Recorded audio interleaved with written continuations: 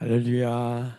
새벽을 깨우신 주의 백성들을 예수님의 이름으로 환영하고 사랑하고 축복합니다. 아멘. 네, 예수 믿는 자들에게 여호와의 날은 두 가지가 있습니다. 첫 번째는 예수 믿고 구원받은 날이 여호와의 날입니다. 또 하나는 다시 오실 예수님의 심판의 날이 여호와의 날입니다. 오늘 말씀해 보면은 18절에 화 있을진저 여호와의 날을 사모하는 자여 너희가 어찌하여 여호와의 날을 사모하느냐 그날은 어둠이요 빛이 아니라. 여호와의 날은 우리가 거듭나고 그냥 나의 날, 우리의 날, 인생의 날을 살다가 여호와의 날, 영생의 날이 된 거예요. 영생의 때, 영생의 시간이 흐르게 된 거예요. 그냥 인생으로 살아가는데 우리 전부 다 여기 오늘 새벽을 깨우신 모든 분들, 저를 비롯한 우리 모든 인생들은 다 인생을 사는 거죠. 예, 시간이 흘러가며 태어났으면 시간이 흘러가서 인생을 살면서 결국 죽음을 맞이하게 되는 것이죠. 인생을 사는데 여호와의 날은 뭐냐면 우리 인생에 여호와의 시간, 여호와의 때 이런 거, 여호와의 역사가 우리 가운데 연결되기 시작한 거예요. 그냥 인생인데 이제는 뭡니까? 주님이 무엇을 하시나? 주님은 어떤 분인가? 주님은 어떻게 역사하시고 주님은 무슨 일을 하시는가? 이런 것들이 우리의 삶 안에 경험되고 말하기 시작하고 누군가에게 이것을 나누기도 하고 이런 일이 일어나는 거예요. 이게 여호와의 날을 사는 사람들이에요. 여호와의 날. 그런데 이 여호와의 날에 시작이 있고 끝이 있습니다. 예수 믿고 거듭났다. 예수 믿고 구원받았다. 여러분 이게 여호와의 날이 시작된 거예요. 근데 이 여호와의 날의 끝이 있잖아요. 창조가 있고 심판이 있는 것처럼 종말이 있는 것이죠. 이 세상의 끝 혹은 이 우주적인 종말 혹은 내 삶의 종말이 있겠죠.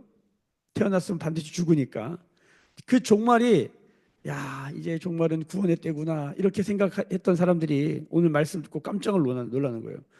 그러니까 이건 세상에 그냥 예수 안 믿는 사람들이 읽은 말씀이 아니라 이 말씀을 누가 읽어야 돼? 예수 믿고 난 죽어도 천국 간다라고 생각하는 사람들. 이스라엘이 그런 거예요. 선민 사상이어서 우리는 천국 간다 이렇게 다 생각한 거예요. 그날 여호와의 날 그날이 오면 그러니까 구약은 여호와의 날로 가득 차 있어요. 특별히 메시아가 오시면 그 여호와의 날이 완성되는 거거든요. 그 여호와 나를 사모하는 자. 자, 우리 모두 지금 오늘 새벽을 깨우신 모든 분들, 오늘 죽어도 천국 갈 믿음이 있는 분들, 여호와의 날을 사모하고 있죠. 주님 어서 오세요. 마라나타 주 예수 어서 오세요. 철떡같이 여기서 아마 제일 여호와의 날을 사모하는 분들이 여기 계시죠. 오늘 권종열 권사님, 또 우리 황정희 권사님, 또 저나 이렇게 신앙생활 오래 하신 분들 있죠. 철떡같이 오늘 죽어도 천국 간다고 확실히 믿고 있는 분들, 오늘 그런 분들이 이 말씀 잘 새겨들어야 돼요. 우리가 그렇게 사모하는 여호와의 날을 선포하는데 화 있을진저. 이거는 바리새인이나 서기관들 같이 앞뒤가 다르고 겉과 속이 다른 사람들에게 선포되는 주님의 말씀이에요. 예수님이 바리새인들에게 서기관들에게 화 있을진저 기분 나쁘다 이렇게 받는 게 아니라 여러분 그들에게 기회가 주어지는 겁니다. 주님의 심판의 메시지가 선포될 때 그게 뒤집어 보면 우리에게는 뭡니까? 회개할 구원받을 기회예요. 다시 새롭게 될 기회예요. 오늘 이 말씀이 우리 가운데 새롭게 되는 기회로 다가오길 축복해요. 여호와의 날을 사모하는 자에게 선포하는데 뭐라고 그러냐면 그날이 빛이 아니라 뭐래요? 어둠이래요. 여러분 그날은 맞습니다. 빛인 동시에 어둠이고 어둠인 동시에 빛입니다. 자, 그 말씀이 어디에 나오냐? 20절 보세요. 여호와의 날은 무엇이냐? 빛없는 어둠이 아니며 빛남 없는 캄캄함이 아니냐? 여호와의 날이 어둠이고 캄캄함으로 소개되고 있지만 사실 여호와의 날은 뭡니까? 빛의 날입니다. 그런데 지금 이스라엘에게 이 말씀을 읽고 있는 우리에게 이 여호와의 날이 뭘로 다가온다고요? 어둠으로 다가와요. 저는 여기서 두 가지로 이 말씀을 해석하고 싶어요. 첫 번째는 삶을 똑바로 안 살았어. 뒤에 말씀은 정의와 공의롭게 살지 않아서 이 날이 심판의 날이 되는 것. 1번. 이제 이거 우리가 이거 얘기할 건데 1번. 2번. 이 말을 듣는데 이게 뭔 말인지 캄캄한 거야. 이 말씀이 무슨 하나님의 음성인지 들리지가 않는 거야. 캄캄해요. 어둠해요. 여러분 그것도 뭡니까? 그것도 하나님 앞에서 우리가 하나님을 뵙는데 캄캄해. 이게 무슨 소리입니까? 이 새벽을 깨웠어요. 새벽을 깨워서 주님 앞에 섰는데 나는 분명히 느껴져. 하나님은 전혀 나랑 상관이 없어. 우리의 의식이 하나님의 메시지와 전혀 연결이 안 되는 거죠. 예배를 드리고 있는데 예배가 아니야. 기도를 하고 있는데 기도가 아니야. 찬양을 하고 있는데 찬양이 아니야. 그러니까 노래고 그냥 무슨 주문 외우듯이 기도를 그렇게 하고 예배를 뭡니까? 하나님과 나의 인격적인 만남이 아니라 뭡니까? 하나님 음성을 듣고 하나님 뭐라고 말씀하신 거 별로 관심 없어요.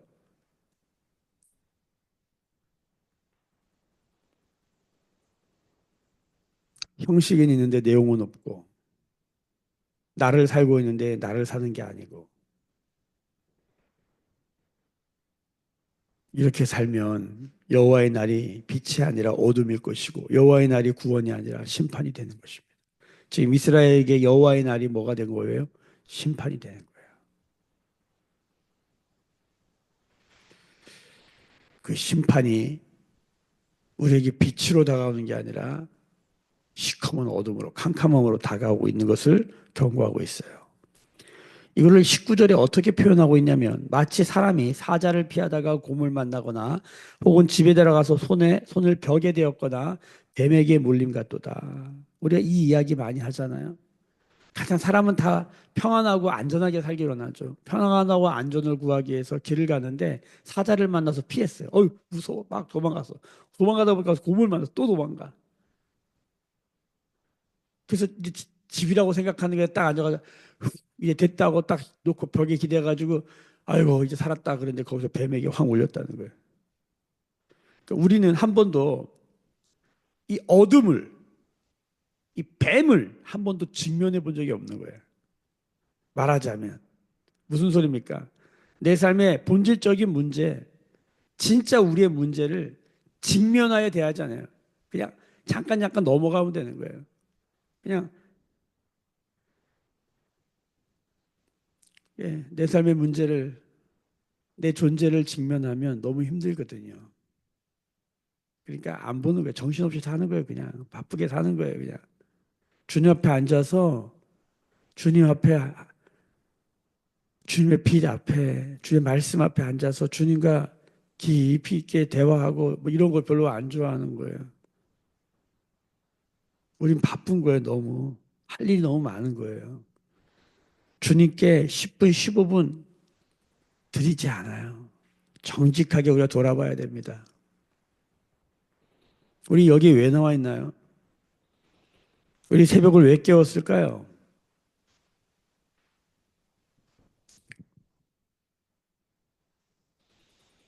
그런데 우리 가운데 여호와를 사모하는 분들이 계세요.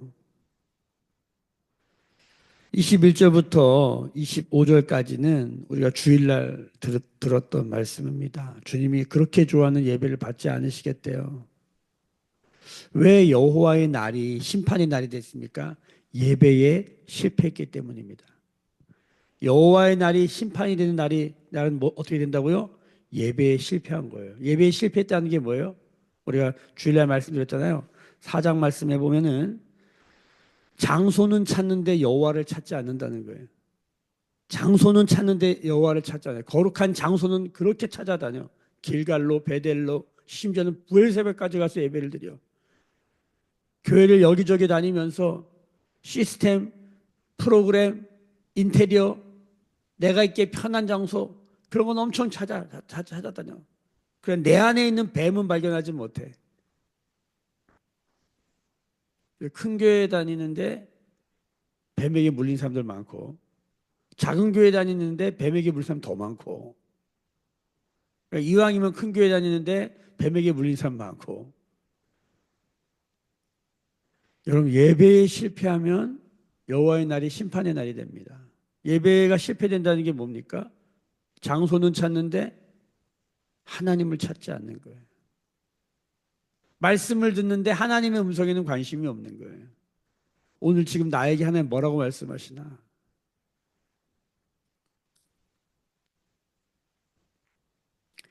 예배를 실패하는 거예요. 지금 예배의 성공은 뭡니까? 그 여호와를 찾는 거예요. 우리의 의식이 메시지와 연결되는 거예요. 기도하면 기도 안으로 들어가고 예배하면 예배 안에 지동소로 들어가고. 여러분 이게 무슨 말인지 알아들으셔야 돼요. 잘 모르면 그렇게 하려고 하는 사람들 옆에 따라 붙어서 같이 다 들어가세요. 그거라도 하셔야 돼요.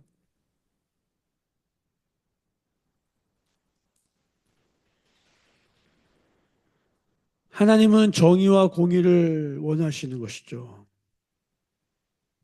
형식은 있는데 내용이 없는 예배. 그 내용이 뭐냐면 결국 삶의 문제였어요. 하나님 우리의 삶에 관심이 있는 거예요. 승부처는 어디예요? 예배의 승부처는 우리의 삶의 현장인 것이죠. 정의와 공의가 물같이 강같이 마르지 않고 흘러가는 삶. 와디. 비가 내리면 흘러가고 비가 안 내리면 없어지는. 이게 우리 인생이 그렇잖아요. 은혜가 좀 있으면 좀 은혜롭게 살지만 은혜 없으면 은혜롭게 못 살잖아요. 그런데 은혜가 우리 배에서 터지면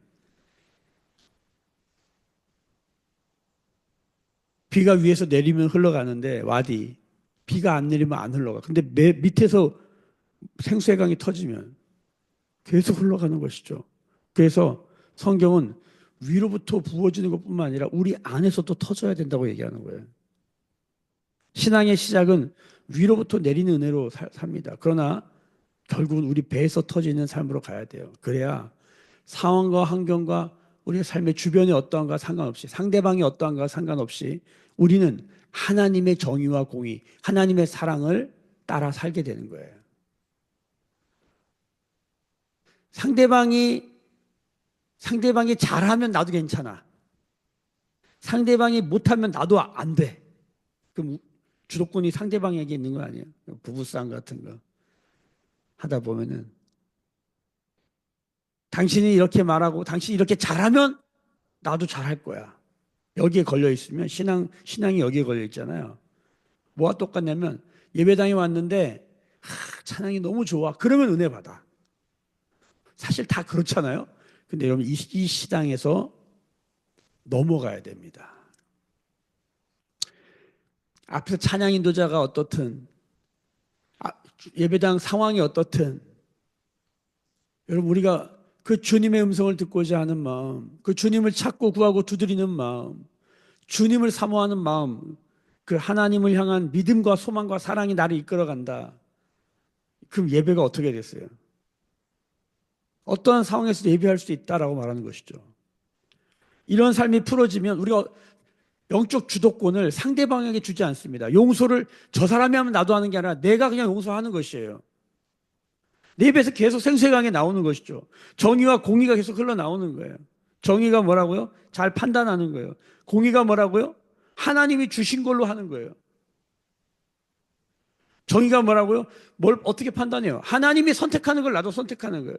예수님이라면 어떻게 하실까? 세상에서는 정의가 뭐냐면 말씀드렸던 것처럼 똑같이 나누는 거예요. 이게 정의로운 거죠. 공정하게 하는 거예요. 공정한 기회를 주는 거예요. 기회 균등의 원칙에 따라 하는 거예요. 여기 세 명이 앉아 있으면 빵 하나가 있으면 세 쪽으로 정확하게 나누는 게 세상의 정의예요. 근데 공의는 뭡니까? 공의는 뭡니까? 여기서 배 부른 사람한테는 좀 적게 주고 배 고픈 사람은 더 주는 것. 이게 하나님의 공의죠. 우리의 삶 안에 이 하나님께로부터 오는 은혜, 하나님께로부터 오는 것으로 우리 배에서 그 하나님의 것이 나온다는 게 뭘까? 이게 신앙의 궁극적인 그 우리의 목표죠. 뭡니까? 예수님이 하시는 것처럼 우리도 그렇게 하길 원하는 거예요. 말씀드렸던 것처럼 뭐 제가 그렇게 완전하다고 얘기하는 건 아닌데 어찌됐든 몸부림치는 건 뭐냐면 내 확증 편향, 내가 내 기질, 성향, 내가 원하는 방식으로만 선택하지 않고 뭡니까? 아, 나는 이때 이런 것을 선택하길 원하는데 하나님이 지금 뭐라고 말씀하시느냐 이거다라고 말씀을 그거 하는 거예요. 이게 그렇게 간단하지가 않아요, 사실은. 정치적인 성향 물어볼 때 저도 성향이 있어요. 그런데 하나님 지금 뭐라고 말씀하시는가 그것을 따라 우리가 간다는 게 그렇게 간단하지는 않아요.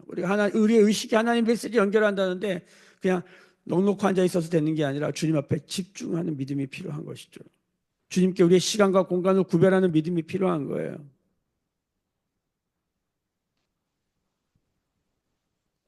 사실은 우리가 25절을 읽어보면 하나님이 이스라엘 족속, 지금 우리에게 영적 이스라엘인 예수 믿는 그리스도인들에게 뭐라고 말씀하시냐면 너희가 40년 동안 광야에서 희생과 소제물을 내게 드렸느냐? 이게 평서문이냐 의문문이냐가 신학에 굉장히 이게 큰 질문이에요. 이거 학자가 두 개로 나눠져 있더라고. 평서문으로 해석하는 사람, 의문문으로 해석하는 사람. 저는 의문문으로 해석하는 걸 따릅니다. 이스라엘 족속아 너희가 40년 동안 광야에서 희생과 소제물을 드렸느냐? 이게 의문문이에요. 26절과 연결해서 읽어보면 답이 나와요. 너희가 너희 왕 식국과 기운과 너희 우상들과 너희가 너희를 위하여 만든 신들의 별들의 형상을 지고 간 거 아니냐? 이것도 의문문이죠. 그러니까 이스라엘 백성이 정말 하나님을 예배한 적이 없어요. 여기 식국과 기운은 아수르의 우상들이에요. 신들의 이름이에요. 그러니까 우리가 여기 앉아 있지만 정말 우리가 계속 믿고 있는 건 뭐라고요? 우리 우상 숭배, 우리 안에 있는 우상 이거 그런 거 아니냐? 27절 뭐라고 그럽니까? 내가 너희를 다메섹 밖으로 사로잡혀 가게 하기라. 다메섹이 다마스커스. 지금 시리아가 지금 반군이 장악했잖아요. 어디를 수도인 다마스커스, 다메섹을 점령했어요. 다메섹이 어디예요? 사도 바울이 회심한 곳이에요. 내가 너희를 다메섹 밖으로 사로잡혀 가게 하리라. 뭡니까? 바벨론과 아수르의 포로가 된다는 뜻이에요. 그의 이름이 만군의 하나님이라 불리는 여호와께서 말씀하셨느니라. 왜 이런 일이 일어납니까? 왜 하나님이 너희는 시작부터 끝까지 한 번도 나를 섬긴 적이 없어. 너희는 계속적으로 우상을 섬겨. 하나님의 분노가 보여져요. 왜 여호와의 날이 심판의 날이 되는지 드러내고 있는 것이죠. 그럼 여호와의 날이 심판의 날이 되지 않으려면 여호와의 날이 심판의 날이 되지 않고 우리가 사도 바울이 회심한 그 장소가 포로로 잡혀가는 장소가 되지 않게 하려면 어떻게 해야 된다? 어제 말씀 잠깐 해보겠습니다. 어저께 말씀. 우리 아모스 5장 4절을 보겠습니다. 다 같이 읽습니다. 아모스 5장 4절. 그런데다 밑줄도 좀 거놓고 그러세요. 시작. 여호와께서 이스라엘 족속에게 이와 같이 말씀하시기를 너희는 나를 찾으라. 그리하면 살리라. 이 말씀을 계속합니다. 6절 보세요. 너희는 여호와를 찾으라. 그리하면 살리라.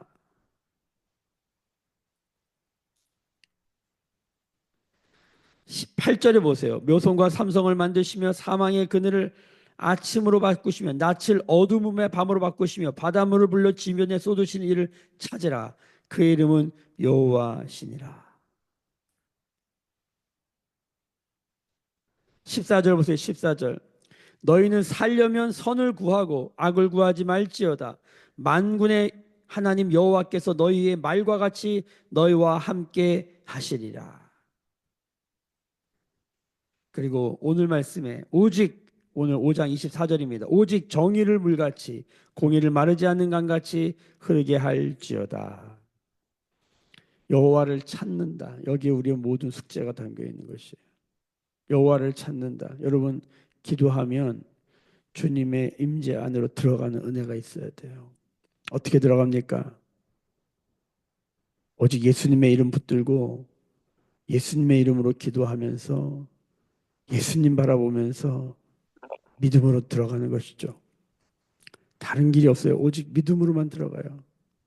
하나님 나라도 믿음으로 들어가고 기도에 하나님의 응답의 자리로 가는 것도 믿음으로만 들어가는 것이고 예배도 믿음으로만 들어갈 수 있어요. 우리가 무슨 엄청나게 뭘 많이 해야 되는 게 아니에요. 믿음으로만 들어가는 것이에요. 그럼 오늘도 기도할 때 아무쪼록 믿음으로 하나님의 메시지 안으로 들어가는 은혜가 있으면 좋겠습니다. 하나님은 어떤 분이십니까? 하나님 우리를 정죄하거나 여러분 하나님 우리를 죽이기를 원하지 않으세요.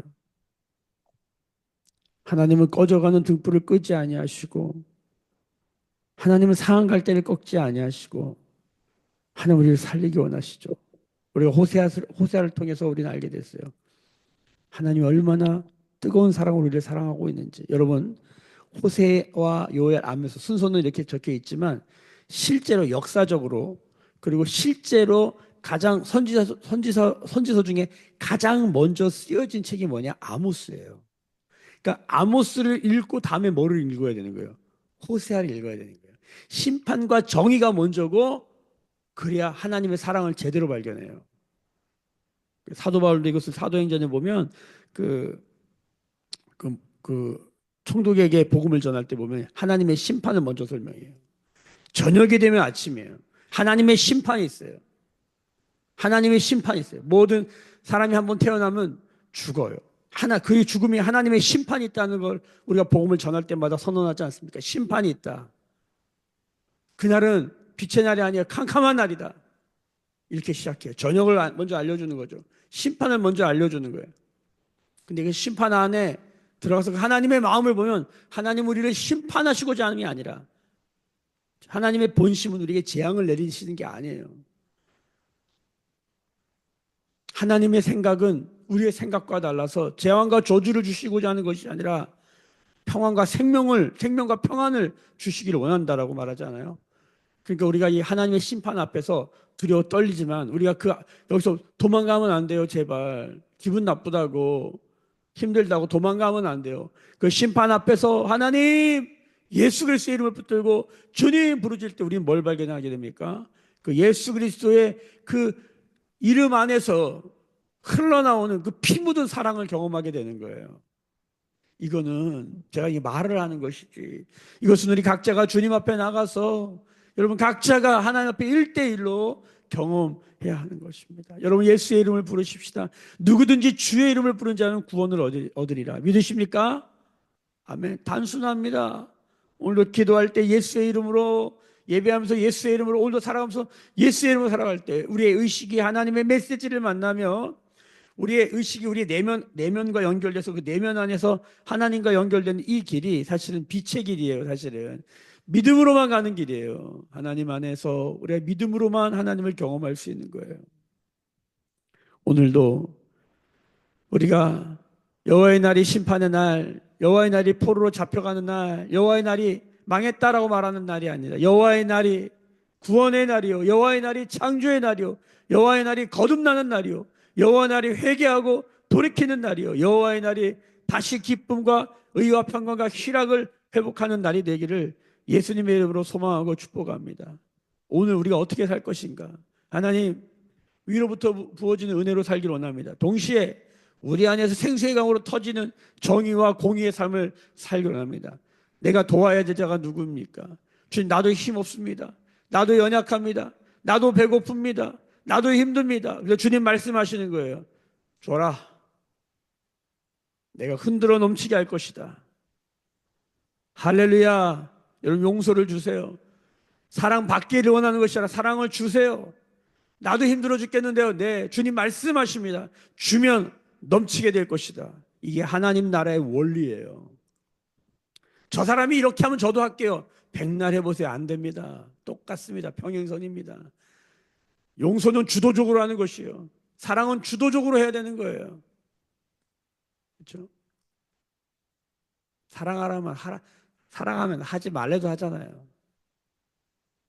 사랑은 논리와 합리와 이런 우리의 이성과 상식을 뛰어넘는 일들을 하잖아요. 돈 쓰잖아요. 시간 쓰잖아요. 문제는 뭐예요? 사랑하지 않으면 엉망진창 되는 거예요. 근데 우리는 나를 사랑하고 날 좋아하는 사람 사랑하는 거 하나도 안 어렵지.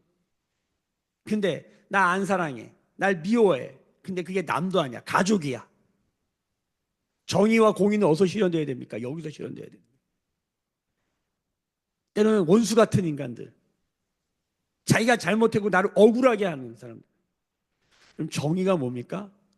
정의는 억울함이 없고 가난함이 없게 하는 거예요. 우리가 음식을 나누는 건 가난함이 없게 하는 거잖아요. 억울함이, 판결에 억울함이 없어야 돼요. 사람들은 다 저 사람이 이렇게 하면 내가 억울하지 않고 저 사람이 이렇게 하면 난 가난하지 않고 결핍되지 않을 거야. 사랑 결핍 뭐 이런 거 얘기할 때 잘 묵상해 보세요. 여러분, 그런데 하나 믿음으로 정의와 공의를 실천한다. 믿음으로 하나님의 사랑을 실천한다는 뭡니까? 나도 공의가 없고 나도 정의가 없고 나도 사랑이 없는데 믿음으로 예수의 이름으로 했더니 뭡니까? 놀라운 일이 일어나는 것이죠. 우리의 삶 안에 묶임이 풀어지는 거예요. 억울함을 푸는 거예요. 내가 나의 억울함을 어떻게 풉니까? 예수의 이름으로밖에 안 되는 거예요. 하나님께 나가서 마음을 토하는 거죠. 내 안에 있는 이 결핍과 부족 존신, 나는 뭐가 없어, 뭐가 없어, 뭐가 없어, 뭐가 없어, 뭐가 없어. 난 실패했어, 좌절감 이런 걸로 가득 차 있는 내 인생. 이거는 옛날 오래됐어. 몇 년? 내가 살아난 만큼. 여러분, 하나님의 영혼 앞에서 내가 뭐 30년 살았어요, 50년 살았어요. 내게서 힘들어요. 우스운 소리죠. 우스운 소리예요. 나는 태어날 때부터 거절받았어요. 우스운 소리예요. 하나님은 영원히 우리를 사랑한다고 말씀하시는데 그 앞에다가 그런 50년짜리 뭐 60년짜리 말해봤자 그게 무슨 의미가 있습니까? 여러분 기억하세요. 이 말이 기분 나쁘세요?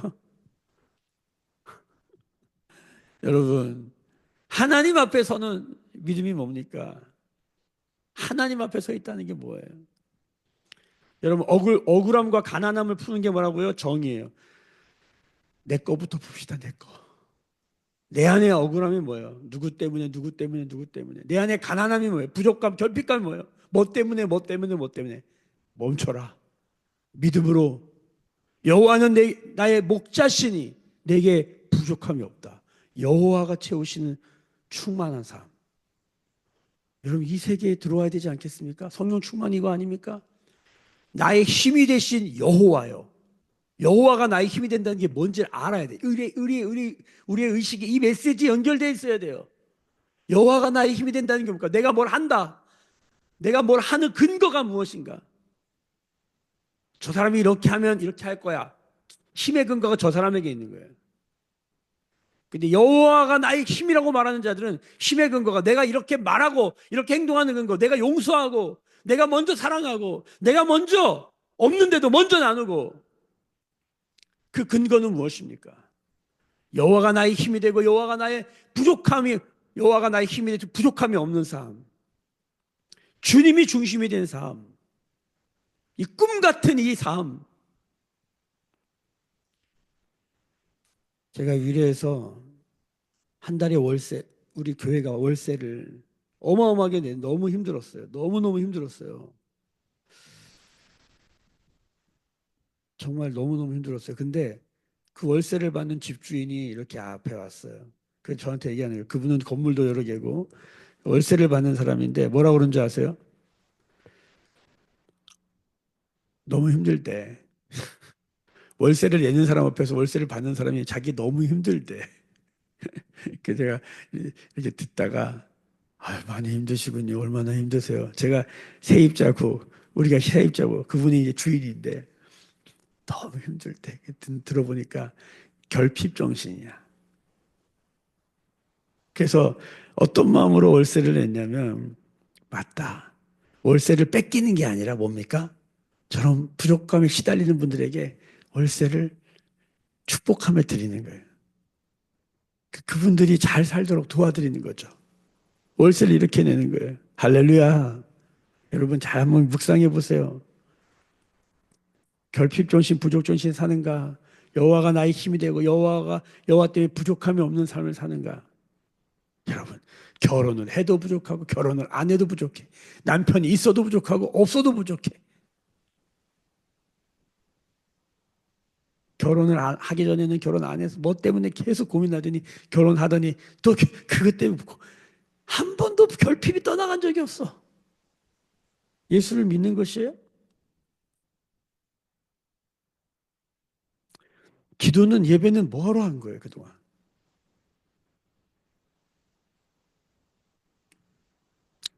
오늘 말씀을 통해서 깊이 묵상하시기 바랍니다. 정의와 공의가 흐르는 삶은 억울함과 가난을 푸는 것입니다. 이 두 가지를 기억하죠. 억울함을 푼다, 가난을 푼다. 이게 뭔지 알아들어야 돼요. 하나님 앞에서 믿음으로 내가 풀어지지 않으면 이게 안 돼요, 여러분. 사실 이스라엘은 반대적인 상황이긴 합니다. 지금요. 이스라엘이 다른 사람을 지금 억울하게 만들고 다른 사람을 가난하게 만들고 있잖아요. 그렇죠? 잘못된 판결을 하고 가난한 자가 다 뺏어버리고 인간을 신발 한 켤레 값도 생각하지 않고 노예 부리듯이 버리고 그러니까 이스라엘은 이 모습이에요. 이건 정의롭지도 않고 공의롭지도 않은 모습이죠. 그런데 지금 우리의 삶 안에 진정한 공의와 정의를 흐르게 하는 건 뭘까? 내 안에 나한테 정의와 공의를 좀 흐르게 하십시다. 그게 뭔지 한번 묵상해 보세요. 나는 여호와가 나의 힘이 되시고 난 여호와 때문에 부족함이 없는 삶을 고백할 수 있는가?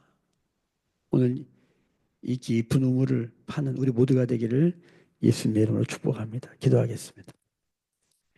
지금은 우리 주 예수 그리스도의 은혜와 하나님 아버지의 크신 사랑하심과 성령의 감화감동 충만케 하시며 우리 배에서 생수의 강이 터지게 하시는 성령의 기름 부으심이 오늘 머리 숙여 묵상하며 기도하며 예배하는 주의 백성들의 머리 위에 그들의 삶과 가정과 생업과 일상과 일터 위에 매일교회와 조국교회와 열방에 나간 선교사님들 위해 그리고 위기에 빠진 조국 대한민국 위에 지금부터 영원까지 함께 계실지어다. 아멘. 주의 영광 이곳에 가득해 우린 선의 주님과 함께 찬양하며 우리는 전진하리 모든 열방 주 볼 때까지.